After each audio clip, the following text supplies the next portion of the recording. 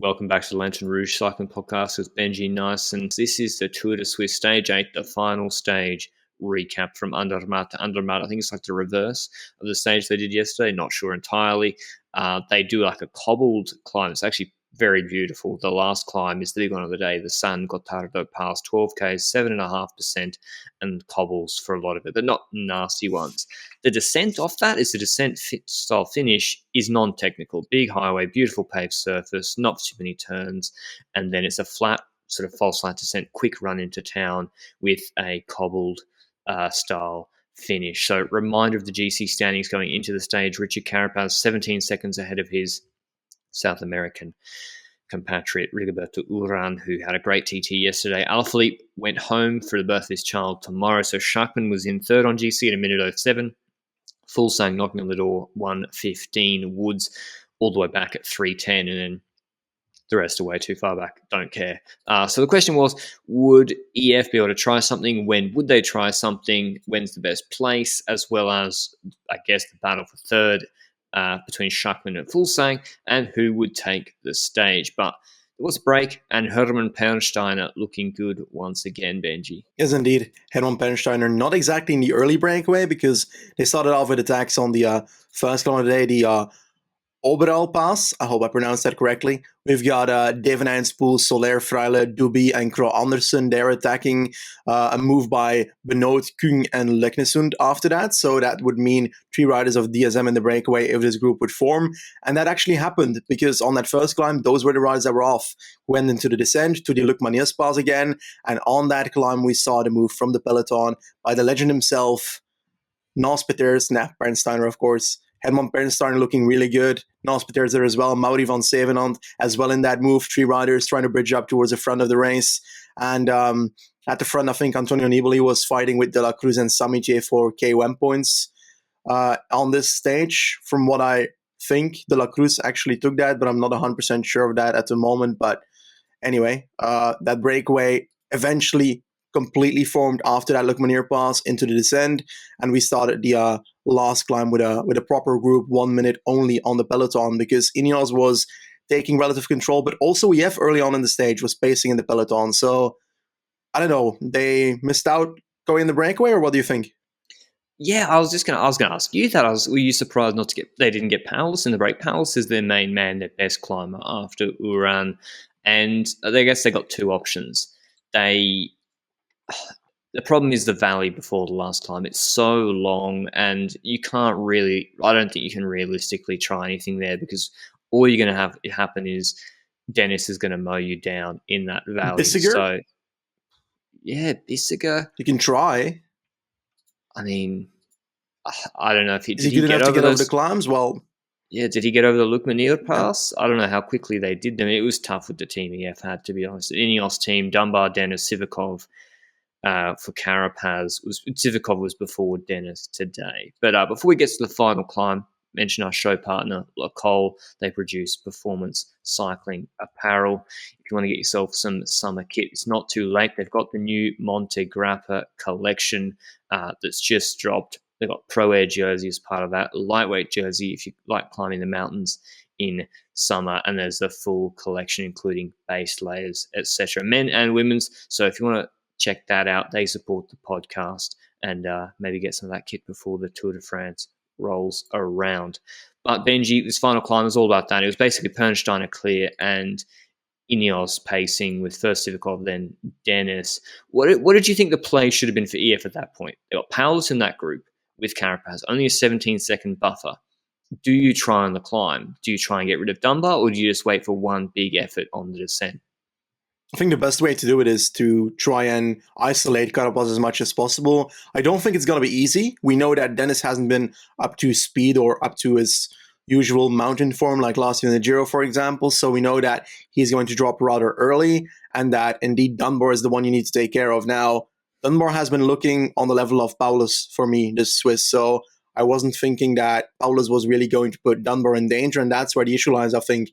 I think Paulus, despite being good, was not on a level to actually put fear in the hearts of Ineos here. Dunbar could basically just pace, because what are they going to do? Are they going to send Paulus in a bit of a satellite rider move 20 meters before the group, and then have Uran try and bridge up. Yes, Dunbar's Benji. going to close it. Yes, exactly. That's exactly what they tried to do. They did that. So, and to be honest, it kind of worked. Like they were the only team to it. Well, In that, Ineos actually seemed to hard pace with Dunbar, and Dunbar dropped himself when he didn't need to. Palace is like 6 minutes on GC, and yeah, Dunbar was pacing really, really hard, trying to chase Palace, and I was like, Palace schmalice. Like, I mean, what's he going to do? Like, I mean, is he going to get a massive gap? If he does, like, you'll probably catch him on the descent, or he's going to have to wait up on the descent. It's going to be it's better to have numbers around Carapaz. But Uran eventually did attack on the climb, which was kind of surprising. He pretty much had Carapaz right on the wheel. Draft is still important for these guys at these speeds. They go so fast. Carapaz, the whole group on his wheel, gets to Powers, his satellite rider, and goes straight past him, and then realizes I should probably just stop leading out Carapaz on this climb. And credit to Uran for trying. I would have probably tried. Mate, proper credit. The guy attacked more in this stage than in the last 5 years combined. Credit to him for attacking. He did try. The problem was it kind of set something up for Mike Woods. Mike Woods then, when Uran stopped, Woods counted over the top. He's 3 minutes on GC, so Ineos, Carapaz waited up, allowed Dunbar to come back. Ineos special, tempo again, maintain a decent gap to Mike Woods, who, 16 Ks left. He's not going to gain 3 minutes with a descent coming up. And Schachmann was dropped. So Ineos got some extra help from Fulsang, who was going for his career-defining third on GC at Tour de Suisse, given that Alaphilippe's gone, because Alaphilippe would have taken third on GC. So they want the third on GC for Fulsang. So he's pacing backwards. And then Gino Mader's like, well, if Mark Badun can do it, I can do it too. Attacks out of the GC group, not a GC threat. I don't know where he was on GC, Benji, but I don't know what happened to him. Ages back, he had a pretty good TT, I think, ascent yesterday, good climber, and immediately gaps the GC group. Dunbar pacing, not too worried about Mader or Woods either. So the question was, with Woods going over the top, non-technical descent, would Mader be able to catch Woods? And I think, how bad is Mike Woods descending, Benji? Is it like, do you have to factor it in for every stage profile now with the descent finish? So if I look at like the level on which people are in descending, you've got Mohoric at the top, you've got a Bardet and so that kind of level under it. I think Nibali's somewhere between a Bardet and a Mohoric, in all honesty. Then we go downwards and we see a level of Roglic, for example. We go down even more and we've got the level of, I don't know, an average descender, for example. Let's say, I can't say Uran because he's actually good at it. Give me a name, average descender. Descender. Yeah. I think Port and Thomas are better than Woods. Come on. Nah, I don't think they're an average descender. Oh no, I'm just saying, like, going down an average descender. I don't know, just Pozzovivo seems like mediocre descender, to be honest. Okay, I think Woods is somewhere above the level of Zakarin and Martin, and under the level of Port and Thomas. Okay, yeah, I think because those guys don't get gapped on descents all the time. They just seem to crash all the time. This is a non-technical descent. There's like a few sweeping corners, and I'll admit it, I was a little bit bored with this stage race, so I had to lay Woods pretty heavily to keep myself engaged. And I laid Woods. He had a big gap at the top. I was like, this bloke cannot descend. And Gino Mader's coming quick. And rule number one in cycling, if you see a Bahrain victorious rider attack the GC group on a climb, he's probably going to go and win the stage if the last month anything to go by. And yeah, Mader caught him so quickly. Mader, we saw yesterday, did an average descent, I think. So it's not like he's the best in the world. Maybe it's the factor bike and the disc brakes that Froome's been complaining about. I don't know. But Mader catches Woods. Those guys start relaying. Fulsang's in the group behind. What did you see in the group behind, Benji? And sorry, is there anything else you want to add to the Woods-Mader discussion? Well, first of all, in the group behind, we saw that people are trying to attack left and right, and that caused the group to kind of stop going at a proper pace again. Then Dunbar had to take over again, and then Dunbar was left with a gap because Carapaz was like, just go ahead, go for it. and Dunbar had a bit of a gap. Fuglsang tried to close it. Eventually, that all came back together. But that tempo going down again because Dunbar wasn't going to keep pacing at a crazy pace because the stage was, well, not really in their care. They cared about GC. Schachmann started coming back. Fuglsang sees that because, well, Schachmann is 8 seconds ahead in GC before this stage and on the third spot of the podium, like you mentioned earlier. Well, Fuglsang tried again to extend the lead again. And that was a bit of a game between those riders, and Fuglsang kept on pacing then. But I did want to move to the front because we had Woods basically giving a bit of a lead out as well, because he's going the final kilometer. There's all those bends on the slight cobble terrain road surface, and Woods takes a corner that is his bike handling in that corner was not so perfect, and he loses a bit of momentum there. Mader's still in the wheel, but Woods opens up so early. Mader passes him on the right side of the road, and then suddenly out of nowhere, Roglic comes out, and Roglic wins the stage. Imagine. That would be... Twitter would go crazy. It was funny because, Mader pulled Woods all the way to 1 kilometer. I would say Mader was doing the majority of the work, and I was like, Woods is like pretty quick, one would think. And then he gets to 1K and he's like, no more, and stops, which I think is, pretty smart from Gino Mader. Heads up play. Woods is like, pressure from the group behind. And Woods got a little bit out of control on the cobbles. There's like a narrow strips of smooth pavement in the middle of the cobbles. He's trying to stay on that line. And he basically gives a downhill sort of minus 2% lead out to Mader, who does a Nicky Assant to the right-hand side and wins, and almost looks back at him like, is this the right finish line? Am I missing something? Because Mader didn't even get out of the saddle. So a little bit strange. I think maybe Woods, I rated this, I thought he was really quick, and I thought he was going to win the sprint, to be honest. But he gave the lead out to Mader. Mader takes another win, his second of the year. I'm losing track. Bahrain are absolutely out of control. Let me bring up their stats, Benji. Bahrain have 13 wins this year. They've got 1, 2, 5. 3, 7 of them are at World Tour level. There's 2 Giro stages. And the rest is Bauhaus. The rest is legit just it is. It's Bauhaus pretty much with 5. So Bahrain still flying. Mader, franking that form from the Giro and Paris-Nice. I'll just wrap up the GC because there was no GC changes except for Fuglsang leapfrogging Schachmann into third. But it's Carapaz winning GC of Tour de Suisse over Uran, then Fuglsang, Schachmann, Woods at 2:55, Potsaviva, Costa, Uman, Cataneo, and Chavez 10th. Fuglsang taking the third. I wish Alaphilippe was there today, but understandably he's not. Would have been cool to see what he could have done on today's stage. But what's your big takeaways or from Tour de Suisse, Benji? Is it that Eddie Dunbar's ready to... He's one of the most important mountain guys for Ineos in the next few years? The thing is, like, a few years ago, he was already showing a lot of talent. I remember this random attack in some random-ass race. I can't remember which one it is. And he just destroyed the group. And I think that is acceleration. Giro della Toscana. He absolutely shredded the group. Did I watch the Giro della Toscana ever? That's surprising. But anyway, Dunbar did exactly that. And that was one I was like, okay, he's got some real acceleration here. And since then, I've been following him left and right. He was also part of the race at Bologna last year, the one Remco won. He was a person trying to chase down Remco. Did not succeed, but gave a wonderful effort to try and do so. And he's shown to be good, but is he good to get on the level of being in the Tour de France train of Ineos? I think it's difficult. I don't know yet, because you've got, well, we can't just start selecting the Ineos names, but you've got riders like Rowe that are basically destined to be selected as a road captain. Those fill up a team as well. Dennis we have, the leaders we have. Those other spots are going to be very difficult to fill in, and I'm not sure whether he's on that level or not. I haven't thought about it yet.